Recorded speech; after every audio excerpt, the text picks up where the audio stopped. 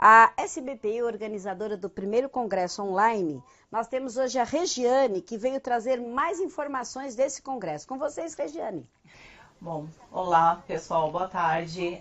O primeiro congresso online de psicanálise integrativa, o CONPSE, ele traz como proposta os desafios do psicanalista no mundo moderno.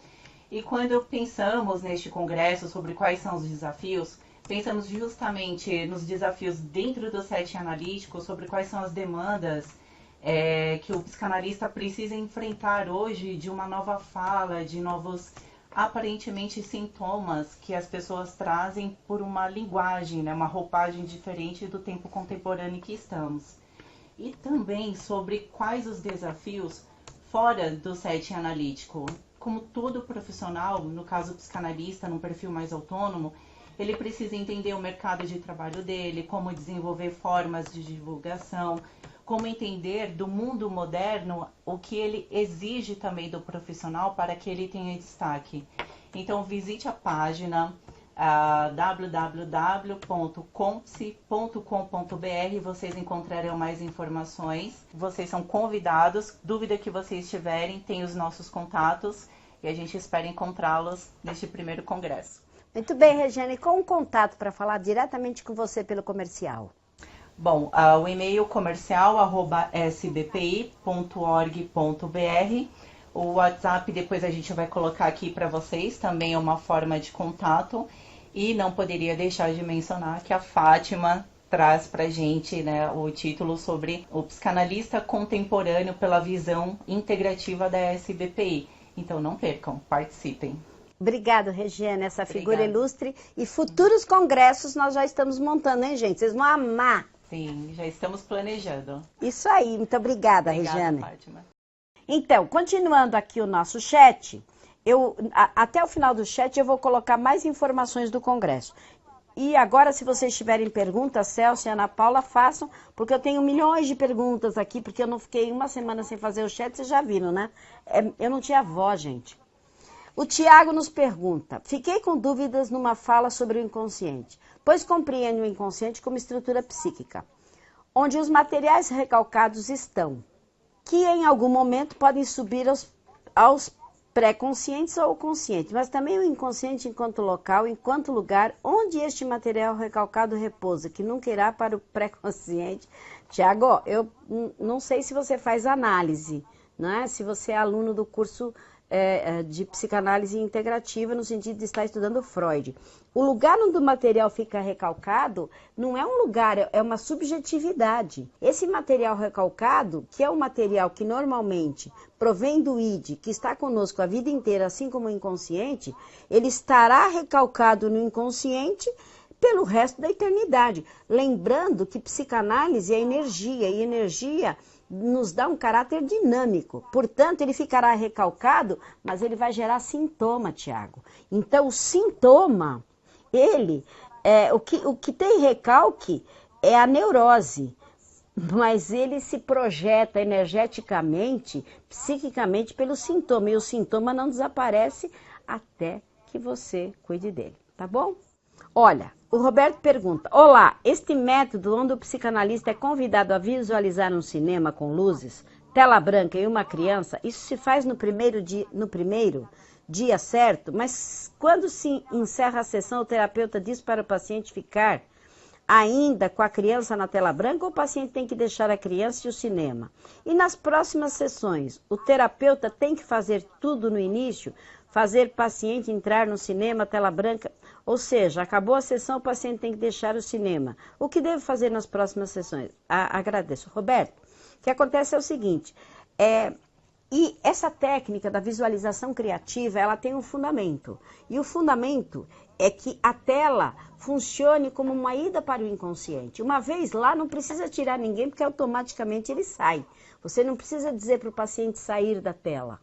E na próxima sessão você não vai fazer a mesma técnica, porque você tem um tempo de elaboração. Suponhamos, Roberto, que o paciente vê uma imagem na infância onde a sua mãe briga com ele por alguma razão e ele se sente muito triste, né? E ele não se lembrava disso. Ora, o que é preciso fazer agora? Falar muito sobre isso. A regressão é uma ferramenta na psicanálise para trazer conteúdos infantis para serem trabalhados. Uma vez trabalhado, a regressão em si não cura. Ela traz conteúdos que viriam numa psicanálise tradicional, mas que levariam 10 anos. E você consegue muitas vezes numa sessão trazer o conteúdo, mas não resolvê-lo. Resolvê-lo é na elaboração, é falar dele linkado à vida atual e ao problema atual. E esse desgaste poderá levar meses, ok, Roberto? Muito bem, Márcia, Celso, Ana Paula, vocês têm perguntas, queridos? Vamos lá, são 5h20. Rosana, eu acreditava que no inconsciente tínhamos tanto experiências negativas quanto positivas, mas pela explicação entendi que ficam apenas experiências negativas. É isso mesmo? Claro que não, Rosana. Essa explicação não foi dada, querida. O que acontece é o seguinte, Freud ocupou-se de estudar as coisas negativas. Assim como você vai no médico, não é porque você tem saúde, é porque você tem doença. Certo? Você vai no médico porque você está doente. Se você não está doente, você vai no cabeleireiro e no esteticista. Você vai no psicanalista tirar do inconsciente o que é negativo, o que é positivo está lá. O inconsciente abarca tudo, o que é bom e o que é ruim. Mas para a psicanálise só interessa o que é ruim. O Celso fala uma coisa bem legal aqui. Como no filme Síbio. Síbio é uma história verdadeira, um filme que eu recomendei, exato, Celso, onde a moça tem 16 personalidades, 15 femininas e uma masculina, a história é verídica, a mãe era esquizofrênica, e essa é muito bom vocês assistirem o filme, porque retrata um método de cura, de tratamento com hipnose e regressão, por uma psiquiatra norte-americana que revoluciona as técnicas dentro da psiquiatria norte-americana, como a Nise da Silveira revoluciona com arte-terapia nos manicômios do Rio de Janeiro, não é? Então, é preciso que vocês, futuros analistas, saibam disso, correto? Lembrando aqui para vocês, eu preciso escrever para vocês, ou a Ana vai escrever. As inscrições são pelo site compsi.com.br, mas coloca aí que custa R$ 99,00, é feita a inscrição pelo site, né? Custa R$ 99,00 e vai de 25 a 29 de setembro, tá bom, Ana? Mário, o que você acha desse mercado em Manaus? Desculpa, Mário, eu não sei que mercado. E psicanálise e regressão a gente não chama de mercado, a gente chama de possibilidade de ajuda às pessoas. Manaus, vamos dizer que você esteja perguntando de psicanálise e regressão. O que acontece para se fazer qualquer coisa em Manaus é que o custo, por exemplo, do deslocamento de uma pessoa lá mensalmente é caríssimo. Você teria que ter no mínimo 20 alunos para justificar uma ida a Manaus, certo? Então, tanto regressão quanto psicanálise, porque é muito longe e muito caro. Mas qualquer coisa, eu sempre passo aqui o meu WhatsApp 011 957 98 4686 e quem sabe vocês entram em contato, o WhatsApp da Fátima Mora, e eu explico melhor isso para vocês, né? Essas dificuldades que nós temos. Hoje acho que nós vamos fazer um chat um pouquinho maior, porque nós temos muitas informações. A Ana Paula diz que tem dúvidas sobre xistos e lapsos. Em uma sessão de análise acontece durante a vida, não é? Apenas Freud levou isso dentro da livre associação para o consultório, onde os xistes são formas de liberar a pulsão agressiva e sexual através de risos, piadas sexuais, piadas inconvenientes, piadas agressivas, cinismo, sarcasmo, etc. E os lapsos, por exemplo, é quando o seu marido se chama João, você chega em casa e diz, meu querido Albano. É um lapso e um lapso que vai dar problema, viu, Ana Paula? Mas lapso pode ser em qualquer coisa, a gente pode até... Eu já fiz isso, Ana Paula. Eu morava numa casa de 1000 metros e mudei para um apartamento de 80. E aí eu cometi um lapso. Na hora de ir no mercado, quando eu voltei, eu estava abrindo a casa, o portão. E quando eu percebi, eu não morava mais lá. Eu cometi um lapso, porque o meu inconsciente tinha vontade de morar na casa de 1000 metros, e não no apartamento de 80, entendeu, querida? Então é isso. A Viviane, boa tarde. Foi falado sobre o floral de Bach como terapia. Fiz o curso e utilizo muito no consultório. Inclusive, tratei uma pessoa com síndrome de pânico e depressão com floral. Gostaria de saber onde compro o kit para preparar. Aqui em Salvador já procurei, mas não encontro.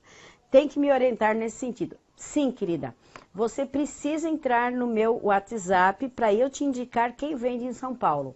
Ele é vendido pela distribuidora da doutora Carmen Monaro. Foi a primeira terapeuta que escreveu o manual de florais de Bach e normalmente as farmácias de manipulação da sensitiva têm. Eu não sei, eu acredito que Salvador, mas entra no WhatsApp, Vivian, porque eu tenho pessoas em Salvador que podem te orientar nesse aspecto, tá bem? Aconteceu com você, Ana Paula? Bom, Luciano, saudações organizadores do SBPI. Gostaria de saber como é a opinião de casos de possessão demoníaca na visão da psicanálise. Existe ou não existe? Desde já agradeço a oportunidade. Luciano, eu como psicanalista já tive a oportunidade de perceber o animismo, não é? O animismo que seria ter teor de certas coisas. É preciso que quando a gente fala em possessão, tudo bem, mas quando a gente fala em demoníaca, entra uma coisa chamada doutrina religiosa, e a psicanálise não prevê a doutrina religiosa. Portanto, nós não vamos falar em demônio. Nós vamos dizer que uma pessoa está possuída dos seus próprios demônios internos. E poderá estar possuída de crises histéricas, que são as pessoas que entram mais facilmente em qualquer tipo de transe. Porém, existe um filme norte-americano, onde os norte-americanos mostram...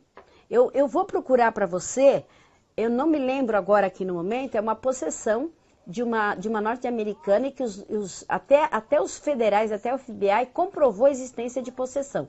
Mas veja bem, eu vou procurar para você e no próximo chat eu vou trazer para você. Mas isso é a opinião dos norte-americanos. Segundo a psicanálise, isso é animismo e histeria.